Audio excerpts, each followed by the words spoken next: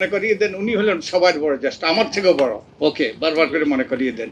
তো আমরা কি বলতে পারি? তো আমি মনে করি যেটা বলতে পারি যে একজন বয়োজ্যেষ্ঠ নাগরিক হিসাবে আমরা ভয়াবহ সংকটের মুখোমুখি।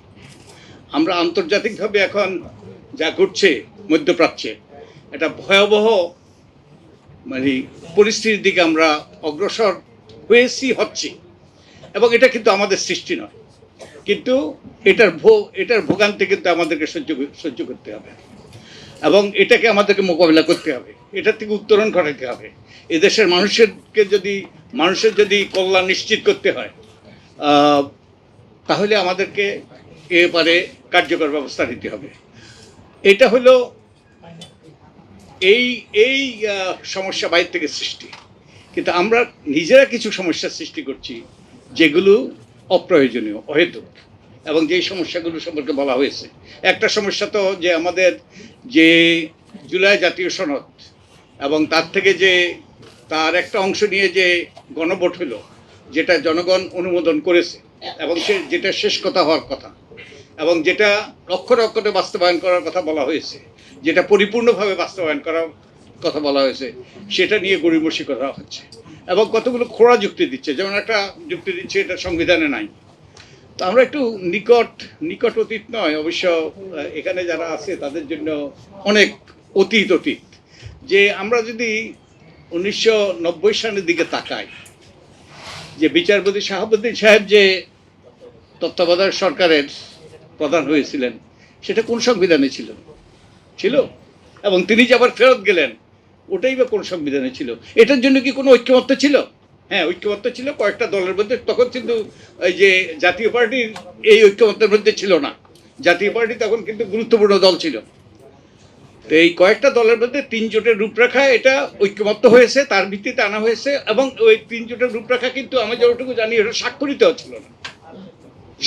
ছিল না, কিন্তু এটা হয়ে গিয়েছে। কারণ জনগণের কল্যাণে সবাই মিলে এটা মনে করেছে, প্রধান রাজনৈতিক দলগুলো মনে করেছে এটা আমাদের জন্য কল্যাণ বয়ে আনবে, আমাদের জন্য একটা গণতান্ত্রিক ডক্ট্রিন অফ নেসেসিটি, আমাদের একটা গণতান্ত্রিক রাষ্ট্র প্রতিষ্ঠার ক্ষেত্রে গুরুত্বপূর্ণ ভূমিকা পালন করবে। তাই এটা জনগণের সম্মতিতে এটা হয়েছে। তো এটা তখন কেন প্রশ্ন তোলা হয়নি? এটা তো সংবিধানে নাই, এখন কেন এই প্রশ্ন? আরেকটা যুক্তি দেওয়া হয় যে নোট অফ ডিসেন্ট। তো নোট অফ ডিসেন্টটা কি? এটা তো মাইনরিটি ভিউ, সংখ্যা লঘিষ্ঠের মতামত। এই যে বিশেষ সংসদীয় কমিটি হয়েছে, 14 জনের সংসদীয় কমিটি হয়েছে, তার মধ্যে 11 জন সরকার দলীয় আর 3 জন হলো বিরোধী দলীয়। তো সিদ্ধান্তটা কিভাবে হয়? সিদ্ধান্তটা তো মেজরিটি সিদ্ধান্ত নিচ্ছে, আমরা মানি আর না মানি। তো এটা তো আমাদের ঐক্যমত্য কমিশনে যে সিদ্ধান্ত হয়েছে সে মেজরিটি ভিউ, আর যেগুলো নোট অফ ডিসেন্ট দেওয়া হয়েছে ওগুলো হলো মাইনরিটি ভিউ, এবং মেজরিটি ভিউটাই গ্রহণযোগ্য, ওটাই সিদ্ধান্ত, ওটা নিয়েই গণভোট হয়েছে, ওটাই জনগণ অনুমোদন করেছে। তো এখন এইসব খোঁড়া যুক্তি আমার কাছে বোধগম্য নয়। এবং তো আরও অনেক কিছু বলার আছে, যে আমি আর ওগুলো বলবো না, ওটা অনেকেই বলবেন। যেই কথা আমি বলতে চাই জোর দিয়ে, আজকে আমরা যে সংকটের মুখোমুখি, একটা হলো বহির্বিশ্বের সৃষ্ট সংকট, যার ভয়াবহ প্রভাব আমাদের উপর পড়ছে এবং পড়বে, এবং যেই সংকটগুলো আমরা সৃষ্টি করছি, যে গণভোটের রায় নাকচ করে দেওয়ার কিংবা এটা নিয়ে টালবাহানা করার, এবং যে অধ্যাদেশগুলো যে সরকারের স্বচ্ছতা জবাবদিহিতা নিশ্চিত করবে এবং মানুষের কল্যাণ বয়ে আনবে, সেগুলো বাতিল করার চেষ্টা করছি কিংবা সেগুলো নিয়ে গড়িমসি করছি। এগুলো আমাদের এই সংকটকে আরো ঘনীভূত করবে। তাই আজকে আমাদের সবচেয়ে দরকার ঐক্য, যে ঐক্যের মাধ্যমে, তোমাদের এই সকলের ঐক্যের মাধ্যমে, আমাদের এই তরুণদের নেতৃত্বে যে এই ঐক্য গড়ে উঠেছিল, সেই ঐক্যের মাধ্যমে আমরা স্বৈরাচারী ব্যবস্থার পতন ঘটিয়েছিলাম। একটা নূতন ভবিষ্যতের কথা আমরা সেদিন চিন্তা করেছিলাম, স্বপ্ন দেখেছিলাম।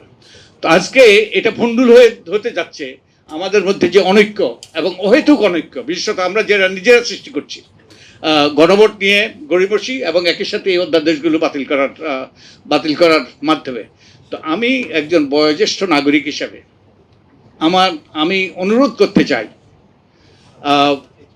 সরকারের কাছে, সরকার দলীয় সংসদ সদস্যদের কাছে, যারা নীতি নির্ধারক তাদের কাছে, আল্লাহর ওয়াস্তে সৃষ্টিকর্তার ওই দোহাই দিয়ে অনুরোধ করছি, আপনারা এই জাতির মধ্যে ঐক্য সৃষ্টি করার চেষ্টা করুন, অনৈক্য নয়। এই ভয়াবহ মুহূর্তে আজকে আমাদের সবচেয়ে দরকার ঐক্য।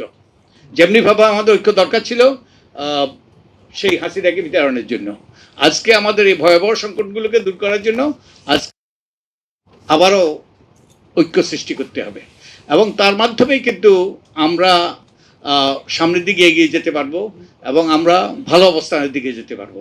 আর তা না হলে কিন্তু আমরা আবারও সেই সংকটের দিকে যাব, এবং যার ভয়াবহ পরিণতি শুধু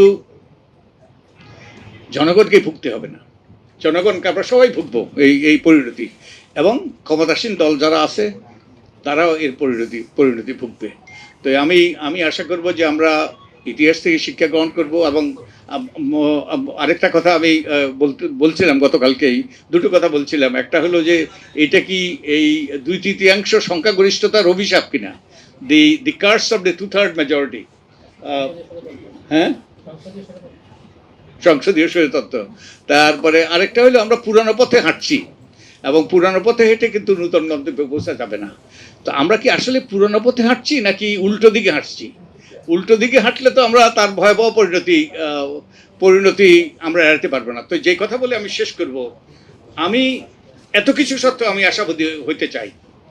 কারণ আশাবাদী হওয়ার একটা কারণ হলো যে এখন এই যেই যা করার চেষ্টা করছে বর্তমান সরকার, মানুষ মেনে নিচ্ছে না। মানুষ সোচ্চার প্রতিবাদ করছে, আমাদের তরুণরা প্রতিবাদ করছে, আপনারা প্রতিবাদ করছেন, অন্যরা সবাই প্রতিবাদ করছে। এটা আমাদের কাছে গ্রহণযোগ্য নয়, এবং এই নিয়ে আমরা সোচ্চার ভূমিকা পালন করছি। তো আমাকে আশাবাদী করে, যেমনিভাবে যেই 5ই আগস্টের আগে ওই যে কোনো বাধা তার রোধে নাক পথ কেবলই সম্মুখে চলে, কোনো বাধা তার রোধে নাক পথ কেবলই সম্মুখে চলে, এইরকম মানসিকতা, এইরকম দৃষ্টিভঙ্গি দিয়ে আমাদের তরুণরা আমাদেরকে নেতৃত্ব দিয়েছে। আমরা তাদের পাশে ছিলাম, তাদের সাথে ছিলাম, আমরা মঞ্জুল মুকসেদে পৌঁছেছি, সাফল্যে পৌঁছেছি। তো আমি আশা করি যে আমরা এই আমাদের সোচ্চার ভূমিকা রাখবো। আমরা যেখানে আছি, যেই অবস্থায় আছি, আমরা সবাই আমাদের অবস্থান থেকে যে আমরা সোচ্চার ভূমিকা রাখি এবং আমরা প্রতিবাদী হই। আমরা সত্যের পক্ষে, ন্যায়ের পক্ষে, মানুষের অধিকারের পক্ষে, এবং একটা জবাবদিহিতামূলক গণতান্ত্রিক রাষ্ট্র প্রতিষ্ঠার পক্ষে। তো আপনাদেরকে সকলকে ধন্যবাদ, আমাকে আমন্ত্রণ জানার জন্য তোমাদেরকে অনেক অনেক ধন্যবাদ। আমার মনে হয় তোমরা যেভাবে এটা সাজিয়েছো খুব